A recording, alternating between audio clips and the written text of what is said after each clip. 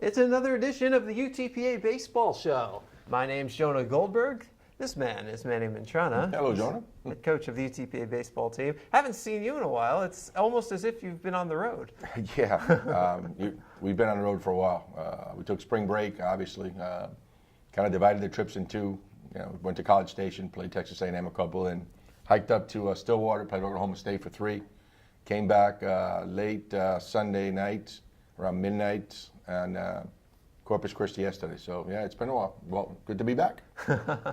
So it's a 7-game road trip, keeps you away from Edinburgh. And, I think the big highlight of the road trip, the thing that people have been talking about for a few days now, and we'll start with, was Friday. You ended up with an impromptu doubleheader because of bad weather coming, and so you were going to play a double dip Saturday. Instead, suddenly you have a day game on Friday, and it didn't really seem to affect Sam Street much as you knock off 15th ranked Oklahoma State 3-1. Yeah, nothing seems to faze Sam too much.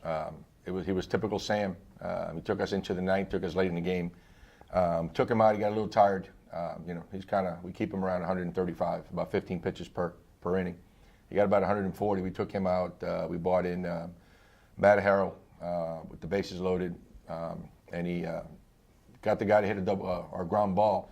Our little freshman, we had just substituted him for defense. Made a great play, dove over the middle, got it, and forced it out at second. We were able to get the win over Oklahoma State, which is a very good team. Yeah, what does it mean to you to get that win? Well, it's good. Obviously, great for the kids. It's good for the program. Good for the department. Helps in recruiting.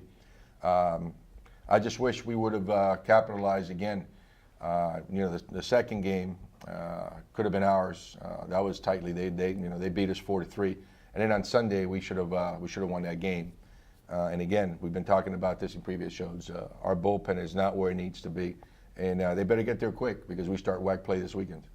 Yeah, you've tried a few different things with the bullpen. You took some guys who pitched well in the rotation, tried them out in the bullpen, and results weren't necessarily there. So, what do you do now? Like the guys that were starters and haven't pitched as well in the pen, do they go back into the rotation? Do you continue to try them as relievers? What are you trying to do to remedy this? Yeah, you have to keep it, kind of moving them around, and hopefully you'll find a guy that would, protect your lead. This weekend we're going to go to a freshman. He's developed a very good curveball, and that freshman being Chris McKean, and he's picked up on it quick. He's able to control it. So we're going to try the freshman and see if he's the answer to our problems, because it's, there's been a lot of games, Jonah, that if we're able to protect that lead, and that's a big part of the season and winning games. You have a lead going into the 7th, 8th, and 9th inning. You have to have somebody in the bullpen that can protect that. And we're still looking for that someone. Nobody has really elevated themselves to that status. Chris McKean made his first appearances during the road trip. He had the scoreless inning at Texas A&M in the first game. He was the only person that threw a scoreless inning. And then he pitched against Texas A&M Corpus Christi yesterday in a little longer relief role, as you had to bring him in the first. He pitched 2 1/3. What have you seen out of him? Yesterday the 4 runs on 3 hits. The first game, the scoreless inning. So what have you seen from him that put him in this role? With him now, he just, we've developed he's developed a very good breaking ball. We messed around with the grip a little bit. He started throwing it about 10 days ago, and he's really got the feel of it. I mean, it's a really, really good curveball, Jonah. It's hard, has a late break, 2 planes, it goes down and out, and he's able to throw it for strikes, which is what you need. You want your reliever to have one pitch that's dominant, whether it be a fastball, changeup, slider, whatever the case may be. And again, other guys, upperclassmen, have had the opportunity. They haven't converted. So we're gonna go with the freshman. So with McKean becoming the closer now, you've got Matt Harrell. You've tried him in the closer's role recently. He had been in the rotation at the start of the year. Blake English had been in the closer's role at one point. He's been in the rotation and then back in the rotation last weekend. So as you start to look forward to this weekend, how do you line up the rotation and figure out who's going to be there and who's going to still be out of the pen? That's right. Well, Friday night obviously will be Sam Street. Saturday we're going to throw Alex Henson. Matt Harrell is a guy that can start for you, can come in for long relief, can come in situations late in the game. So we're going to use Matt in that role, depending on where we need him, either early, middle, or late. We're going to use him. And today we had a bullpen with English. He looked a lot better. So he didn't throw much, so he's going to get the start on Sunday against New Mexico State. So for this weekend, we've got Street, Henson, and Blake English, and hopefully that those three will stay for the remainder of the conference weekends. Yeah, I mean, starting pitching has been a strength certainly of this team, and you look at it, and it's funny because you're really that we talked about the bullpen a lot. It's like that one lockdown guy at the end away from the difference of right now being where you are versus potentially being ranked. Yeah, you're absolutely right. If we would have had, like you said, some guy that can really protect the lead for us, we lost probably 5-6 games. We couldn't. We had the lead going in, and then we go to our bullpen because we need to for whatever the reason, and they can't hold it. Obviously, Sam can take us deep in the games, and he's good at that. So we're hoping, we're going to have to go with the route of the starters, keeping them in a little bit longer than we like, and hopefully Chris McKean will be able to be the answer to our problems. And if he's not, we're going to give somebody else a shot. We mentioned, I just said about how you could be ranked. This past week in Oklahoma State, you had a chance to really win all 3 games. You won one. They're the 15th ranked team in the nation, and obviously, I'm not going to ask you to look for a moral victory in losing 2 out of 3 against a really good team, but what does this mean for your team in that, you could look at it and say, well, we could have swept the number 15 team in the nation. If you do solve the back end of the bullpen problem, well, that makes you really tough to beat for anybody else on the rest of your schedule than looking into postseason too. You know what? During the weekend, obviously we're a different team when Sam pitches. I mean, if we play a little bit of defense behind him, which we have for the most part, we're around a 970, 972 fielding percentage. At the college level, that's pretty good. So Sam, we know Sam can beat anybody in the country if we back him up defensively. You're not going to have to score too many runs for him. Obviously, he'll with 2 or 3, 4 runs, he can get the win. I think Henson has done a nice job. Started at Texas, did a good job. Started at UTSA, did a nice job. And this past weekend against Oklahoma State, did a nice job of keeping us in the game. So different teams on weekend, obviously, middle of the week, sometimes it's a problem for us with the pitching. And then when you add the middle of the week and also the bullpen, that's what we're still trying to figure out. Tokunaga had a nice outing yesterday at Corpus Christi. Took us 5 innings, only 2 runs. He has not been conditioned to pitch as a starter too much. So we kept him at about 85 pitches. Wanted to make sure that he wouldn't get hurt. So we took him out, went to the bullpen, and we couldn't protect the leads. But he did a good job. Eventually, Tokunaga will be able to maybe take us into the 7th and 8th inning. And that way we only have to contend with 3 outs versus 6 outs or 9 outs. So he's thrown well enough now, Tokunaga, that he's going to be our midweek guy for now. But again, we have to have a bullpen that once we go in there, guys come in throwing strikes. Because the numbers kind of, if you look at our ERA, it's not bad. But the problem arises when you look at our walks. In the major leagues, a 2-to-1 ratio, 2-to-1 strikeouts to walks is pretty good. But those guys are really good. Usually a ground ball is an out. 2-to-1 at this level will work if you have a pretty good defense. But again, their error is going to come. I mean, we're amateurs. So the goal is at least 2-to-1, and the target is 3-to-1. But unfortunately, we're right about a 1-to-1 ratio, which at this level, it's very tough to do, as is evident by the fact that we could have been 5 or 6 games better if we were able to do that.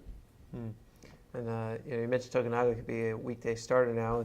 If he is able to get into the 7th, 8th inning, I mean that's such a huge thing going forward. Whereas you do have a couple of weeks, or at least one, where you have 2 games during the week, but it'll really keep the bullpen even fresher. Where if you use them all on the weekend, you don't necessarily need to use them during the week, so they're good to go for WAC play. That's one plus with the WAC. We only play 3 weekend games, Jonah. With the Great West, we were playing 4 games. So basically, you're pitching. You would go through a lot of pitching through the weekend, and then your midweek games, especially when you had 2 games, there were not much there. So with the 3-game conference weekends now that we're playing the WAC, that's going to help us out a little bit. We'll be able to save some pitching for the middle of the week, and hopefully that'll translate into some wins in the middle of the week for us. Andrew Padron, the guy who had a couple of good starts, a few good relief appearances. So yesterday he gave up a pair of dingers and a few base runners after that before he got pulled. But he does have a save this year, and he's been in both roles. What do you envision his role going forward? You know what? With Andrew, he got into a little bit of a bad habit. He really dropped his arm slot, Jonah. And then when we saw him in high school, he was 84, 86, with a very good breaking ball and a feel for the changeup. And he was 80, 81. An inch or 2 as a pitcher, an inch or 2 at your release, higher or lower, really changes your stuff. So looking at video, we figured that he dropped his arm slot an inch or two. He wasn't throwing the same way.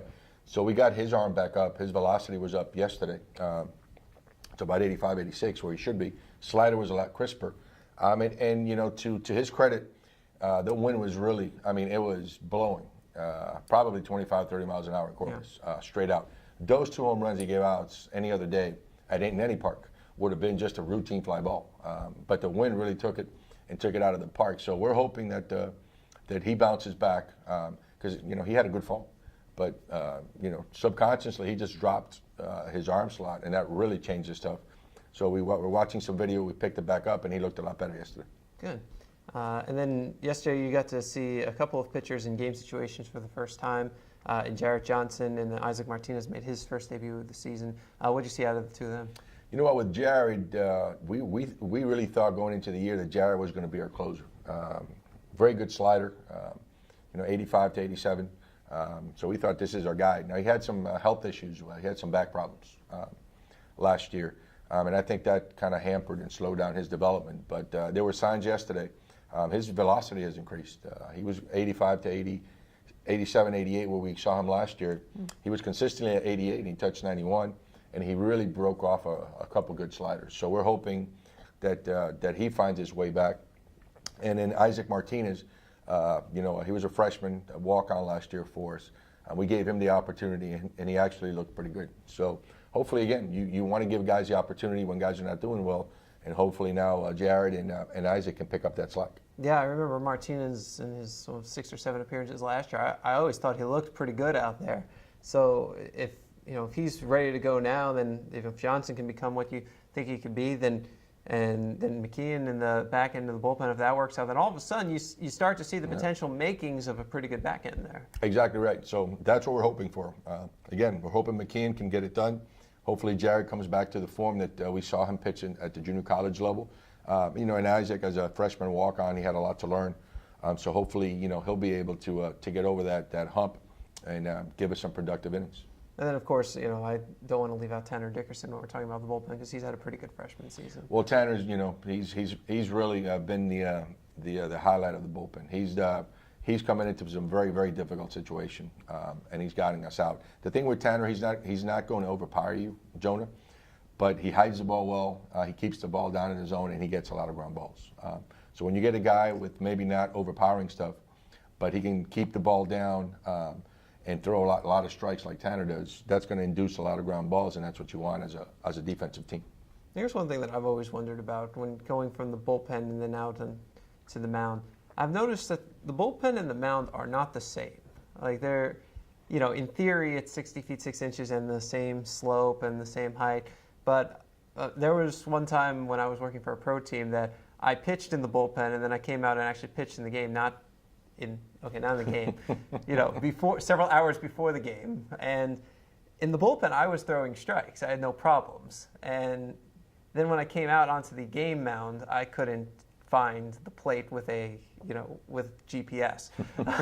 So I've always wondered, you know, why is it different, and does that kind of make it harder for the guys coming out of the bullpen, you know, to get out there into the game situation because it's not exactly the same? Yeah, well, you know, obviously the biggest difference is in the bullpen. It's a bullpen, and when you go out, you know, to the mound, now you're throwing to a live hitter. But a lot of the times, you know, when you go to fields, the bullpen mound, it's not up to par as to where the mound is, you know, on the game. So sometimes the slope might be lower, higher than the game mound. So it's a process of getting used to it. As a starter, that's one of the things in the first inning that he's got to get used to the mound. As you said, coming in from a bullpen, it's tough. You got 8 pitches to get used to the game mound after throwing in the bullpen mound, and here comes, you know, play ball. So it is difficult for a lot of reasons. But you know, in most parts, the bullpen mound, it's not the same. They don't use the same materials. It's not the same height. We've been, you know, to some places where the mound is not even 60 feet 6 inches. So what we do to avoid that is we always take a tape measure with us, and regardless of where we are, our bullpen, we measure it and make sure that it's 60 feet 6 inches. I mean, there's been instances where the bullpen is 1 foot short. So if you have your guy throwing, you know, 59 feet or, you know, 61 and a half feet, that's going to make a big difference when you get on the mound at 60 feet 6 inches. So we make sure it's 60 feet 6 inches, and then you have to get used to it. You have to get used to the mound. Like I said, starters have a little bit more leeway, but a reliever, coming in 8 pitches and let's play ball. Sometimes that's very difficult. Now, offensively, there were certainly some bright spots in the trip. You look at in the Oklahoma State series, you actually put up quite a few runs. There was a 6-run game. You had the 3 runs on 7 hits in another game, and then 3 runs on 6 hits in the win. So, you had a bunch of extra base hits too. So there were certainly some positives from the hitters during the trip. Oklahoma State is ranked 15th for a reason. They're a very, very good club. They've got some big physical kids that can swing the bat. We did a good job. I mean, we had a lot of quality at bats, Jonah, as far as hard contact, moving runners over, getting RBIs. We really swung the bats well in Oklahoma State. And again, I thought we swung the bats well at Corpus. First game putting up, I think, 6, 7 runs. 7 runs, yeah. We hit the ball, some really, atom balls. We just weren't lucky enough to lift balls to right field to make them go over the fence. But our offense is coming around. But again, our pitching, for the most part, the starters have been okay. Defense has been for the most part, very good. Our offense is coming around. We just got to fix the bullpen. Yeah, how about Edgar Cordon getting a couple of starts, and a double and a triple and some RBI to boot? You know what? He's been he's a redshirt freshman. He's been swinging the bat really well, really good in practice. So we decided to give him a shot up at Oklahoma State, and he performed very well. And then again, he's kind of earned that to last couple games. We DH'd him in the first game, had some good at bats. He's going to be a good hitter for us. When we gave him a walk-on spot, we were hoping that he would hit, and he's developed, and you know what, he's got some strength. I mean, he'll hit the ball out of the park, and he'll hit you a lot of doubles. So that's a positive, and he's worked his way into the lineup as our DH when we face right-handed pitching. And Brandon Roush, he got a start at catcher. He had started first base and DH before, started catcher in Game 2 yesterday, and offensively at least. I see a 2 for 2, a couple of RBI. He's hitting over 300 this season in limited at bats. Mr. Do-It-All. Brandon, since coming here to Pan Am as a freshman, has played third for us, has played second, has played short, has played first, and now he's catching. He's one of the guys that you really, on a team, you need one of those guys. That's a utility kind of guy that can fill in. He comes every day. He loves the game. He works hard. He's an excellent student. He's a total team guy. He understands his roles. He accepts it, and he thrives on it. So I'm happy for him yesterday. We gave him a shot, start behind the plate, and he swung the bat well. But he's your consummate team player, and we're going to miss him when he graduates this year. Him and Fortuna, we're going to miss greatly. Is there a chance that maybe Roush works his way more into the catching rotation after seeing that performance? You know what, with him, if anybody goes down at any of the infield positions and even behind the plate, he's a guy that you can put in there and he's not going to hurt you defensively. He's worked a lot on his offense to get it up to par, and it's beginning to show signs. He had some really good at-bats yesterday. And again, he's a guy that can play all 4 infield positions, can catch for you. So we're extremely lucky to have a guy like Brandon, what he does for the team and what he brings, the intangibles as a teammate and as a leader. And speaking of guys who are hitting, Dylan Engelhardt had a home run in the win over Oklahoma State, and his average up to .313 now. Yeah, Dylan's going to get a shot as being our DH against the left-handed hitters. Against right-handers, sometimes he has a little bit of difficult with the breaking ball, but he hits left-handers very, very well. So we're planning on giving him the opportunity to be the regular DH against left-handed pitching. And then Cordon, Rouch, those guys are in the mix when we face right-handed pitching. So this weekend, it's finally here with the start of WAC play.